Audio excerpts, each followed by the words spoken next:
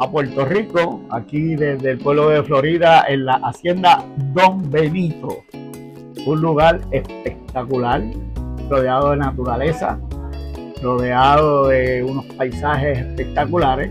Estamos aquí en el Chimborazo y aquí tenemos a la ilustre y nunca bien ponderada doña Tina Casanova, un baluarte de la literatura puertorriqueña, quien es autora de numerosas novelas de historia, ¿verdad? De historia. Historia novelada, novelas históricas, como las quieran llamar. Ok. Y ella pues fue la autora de 2 libros que están relacionados con esta área aquí, que se llama El Chimborazo. Y pues nada, yo solamente estoy repitiendo lo que he aprendido, pero quien verdaderamente puede hablar del Chimborazo es esta señora que está al lado mío. Así que, doña Tina tiene la palabra y ilústrenos. ¿Cómo no? ¿Cómo no? Pues nada, saludos, estamos aquí, como dice Irán, en un paraíso de estos rinconcitos que se quedan así como que todavía no se ha descubierto. Estamos en la región de Carso, donde hay un sector que tiene una topografía, una fauna, una flora, donde no se encuentran en muchas partes. Hoy aprendí que ni siquiera del Caribe, sino del mundo entero. ¿Cómo escojo Chimborazo para ubicar 2 de mis novelas históricas? Pues nada, simplemente yo nací cerca del área, yo nací en Frontón. En Frontón es donde se esconde una quebrada, se sumerge una quebrada que sigue corriendo por el subsuelo, sigue aceptando afluentes de corrientes que corren por debajo de la tierra y se va convirtiendo en el río Encantado. El río Encantado es el río subterráneo, el segundo río subterráneo más largo del mundo, completamente explorado. Primero era el primero, pero parece que exploraron uno en Chile que se convirtió en el primero.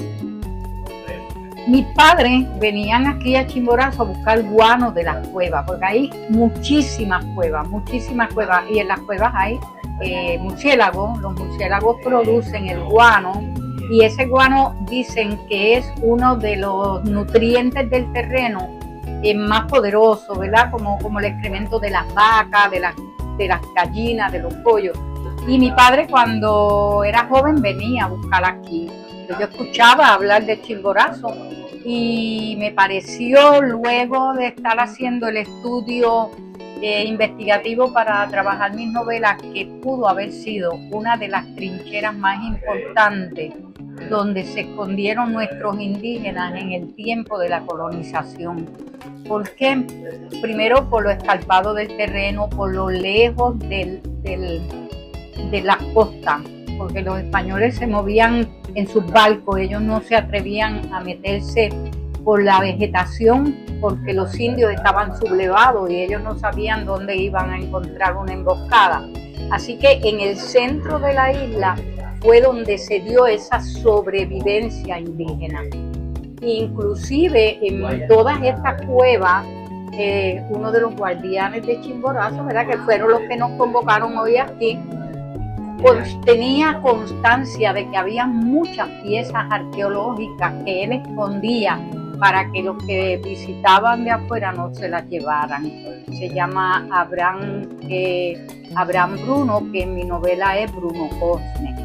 Pues nada, por eso es que estoy aquí hoy, por eso es que convoqué a un grupo de mis lectores que habían leído estos 2 libros míos, para que vinieran a conocer esa área donde yo ubiqué esas novelas, aparte de escuchar una charla sobre el área y sobre la manera de convertir esta área en un área preservada, en un área protegida, en un área que se pudiese explotar de manera ecológica para ayuda mismo del mantenimiento del área.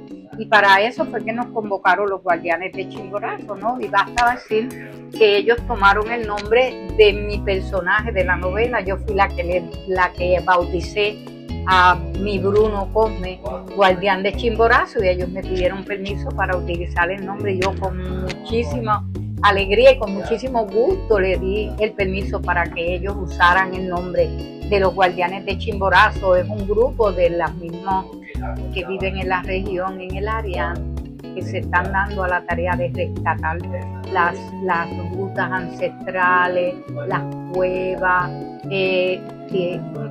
identificar cada uno de estos recursos naturales que hay ahí en el área y que son únicos, ¿no? Primero para eso, para preservarlo y luego para darlos a conocer. Yo tengo entendido, y por lo que vi en el día de hoy, que estos libros que tú escribiste, estas novelas que tú escribiste, pero el pie forzado. Sí, fueron como la punta de lanza. La punta de lanza. Y quiero añadir a lo que estás diciendo, que del calzo norteño, ¿verdad?, que es tan venerado por mucha gente, porque tiene mucha historia. Florida tiene las formaciones de mogotes más espectaculares y más grandes de todo el calzo norteño. O sea que lo que tenemos aquí es una de las maravillas de los carzos a nivel mundial. Imagínate. A nivel mundial. Y no lo conocemos, no Y sabemos entonces, pues, que existe. Queremos no solamente que la gente lo conozca, pero sobre todo conservarlo. Exacto. ¿Verdad? Se puede utilizar, pero conservándolo. Exacto. O sea que haya una manera de que la gente que venga, porque esa es la idea eventualmente, pero queremos, las personas de aquí quieren prepararlo para que cuando la gente venga tenga una experiencia inolvidable, claro, pero que no se afecte el recurso natural. Exacto. Porque es bien sensitivo. Sí. Así que le queremos darle las gracias aquí a Tina por darse a la tarea de escribir sobre un lugar que casi nadie conoce, ¿verdad? Y que han venido a conocerlo a través de la lectura de sus novelas, que se llaman El último sonido del caracol y En busca del semidorado, que es la continuación. Así que hace 20 años que se escribieron. 20 años, de hecho, están vigentes todavía. Están vigentes todavía. Así que soltamos a las personas que nos están escuchando a través de este canal que busquen esos libritos y se van a adentrar a un encuentro con nuestra naturaleza patria, ¿verdad? Con nuestros antepasados, en la novela yo hago como una tesis, una pequeña tesis de cómo sobrevivimos. Es la tesis de la sobrevivencia, porque nos dicen que nos extinguimos los primeros 40 años de la conquista y eso es bien fácil despacharlo así, ¿verdad? ¿Cómo nos vamos a extinguir? Que habían aquí entre 60.000 a 600.000 indígenas, pero no pudieron hacer un censo, pero esos son los cálculos que había contra 60 españoles que llegaron a conquistar con Juan Ponce de León, que casi todos ellos estaban heridos. Le decía el capitán de los cojos a Juan Ponce de León porque los indígenas con esas flechas arbóreas envenenadas, donde caía esa flecha había que cortarle el pedazo porque si no te moría. En aquel tiempo no había penicilina, ¿no? Y entonces es incomprensible pensar, no hace sentido, la teoría no se sostiene de que se extinguieron esos 60.000 indígenas. Por más indígenas que mataron en las corrientes de los ríos, no nos extinguimos. Nos escondimos en las cuevas, en esas cuevas como la de Chimborazo, y sobrevivimos, todavía estamos aquí. Las Indieras, Comerío, Jayuya, todo el centro de la isla está plagado de ceboruco, de cuevas, de regiones donde pudo haber ciales, pudo haber habido sobrevivencia.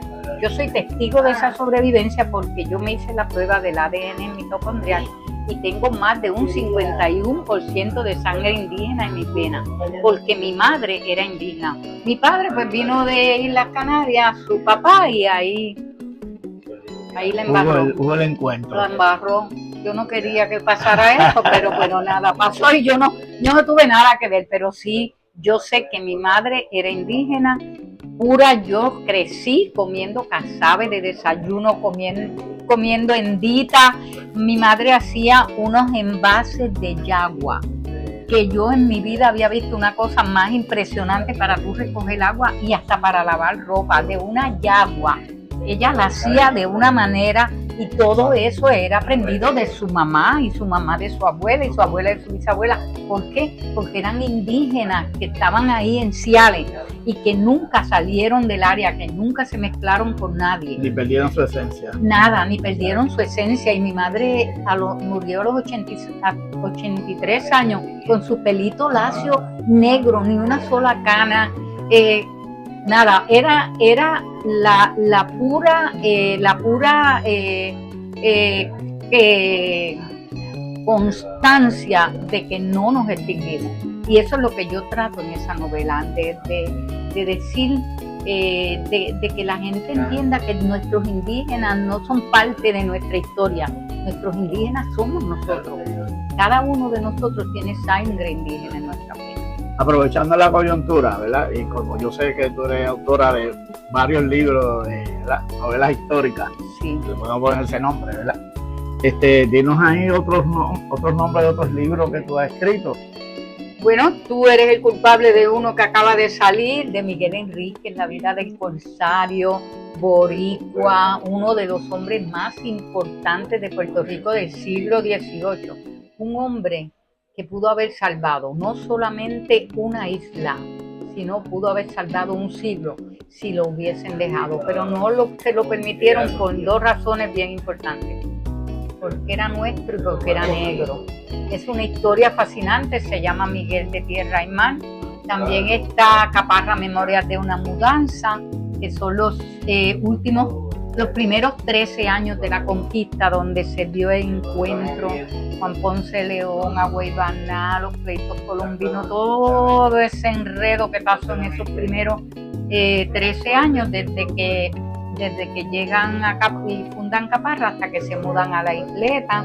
Está donde dos ríos se unen, San Virón, como Paloma en vuelo, Cinco María y un ángel, que trabaja a la invasión norteamericana.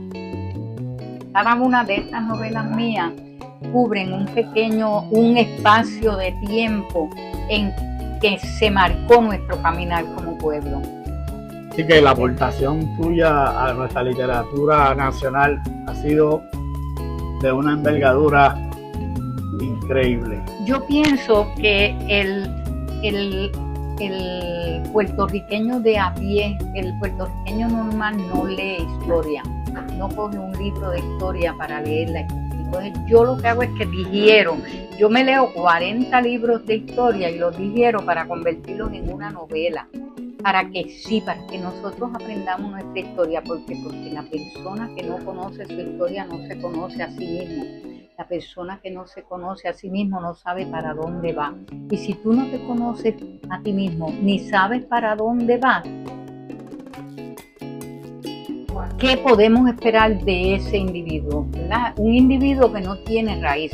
Y yo lo que quiero es que nosotros aprendamos ya a clavar esa raíz en la tierra. Claro, anclarla y saber quiénes somos, y sobre todo sentirnos orgullosos de eso que somos, porque somos una raza que por 506, casi 600 años hemos batallado contra todo elemento extranjero que nos ha querido borrar del mapa.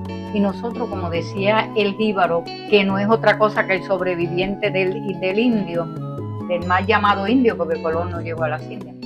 El indio el jíbaro cuando venía el español, eran los que gobernaban, le decían: tú no te puedes llamar Tayo, ni Cayo, ni Yaya, ni nada de eso, tú te tienes que llamar Juan. Y yo te voy a dar mi apellido, porque tú vives en mi finca, tú eres mi agregado, tú eres Juan Rodríguez. Y el indio le decía, pero se seguía llamando Cayo y todo, para solamente para sus asuntos oficiales usaba ese nombre.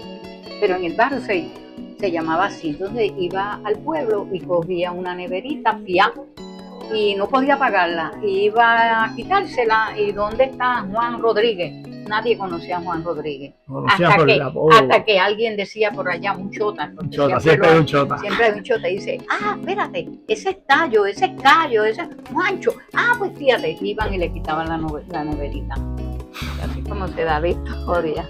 Bueno, mi gente, pues nada, exhortamos a que busquen a Tina Casanova en las páginas. Estás en las páginas. Sí, www.tinacasanova.com. Está como el arroz. Tina está como el arroz blanco. Como el arroz blanco, Donde quiera. en todos lados. Y nada, insértense, sumérjanse en esa trayectoria literaria de aquí de mi compañera Tina, para que conozcan un Puerto Rico, ¿verdad?, que casi nadie conoce. Sí, el otro Puerto Rico. El otro Puerto Rico, porque verdaderamente Tina ha retratado ese proceso histórico de Puerto Rico. Así que yo, de parte de Puerto Rico, te doy las gracias Muchas gracias. por ese legado. Muchas gracias. que nos- Tú eres nos ha parte dado. de eso también, desde tu pequeña trinchera, ¿verdad? Todos formamos parte de este otro Puerto Rico que queremos que todo el mundo conozca y que se sientan parte de, y también que esperen, ¿verdad? Que esperen cuando este proyecto de Chimborazo se concretice, para que lo auspicien de alguna manera y ayudemos primero a preservar un área espectacular, y segundo, ayudar a un pueblo, ¿verdad?, que no tiene muchos recursos de que echar mano, un pequeño pueblo como es Florida. Ayudarlo de cierta manera, ¿verdad?, económicamente, porque cuando hay un proyecto de esta categoría, todos nos beneficiamos, todos, y se beneficia a la isla también. Eso es así. Y yo siempre, pues, le digo a mis estudiantes que la geografía es la tinta para que se escribe la historia. Sí, Y en esta área, pues, esta topografía ha determinado, sí. yo luego la palabra determinado, ¿verdad?, la idiosincrasia de la población. Nos identifica, Y nos identifica. Y recuerden siempre que la historia, como decía don Antonio González, la historia tiene la respuesta para todas las preguntas de la humanidad. Eso es así. Pues, Tina, gracias por tu ¿Cómo no? aportación y por permitirnos hacerte esta pequeña Y entrevista. gracias a ti por siempre unirme a tu trinchera y unirte tú a mi trinchera. Estamos hechos unos trincherazos. Unos trincherazos.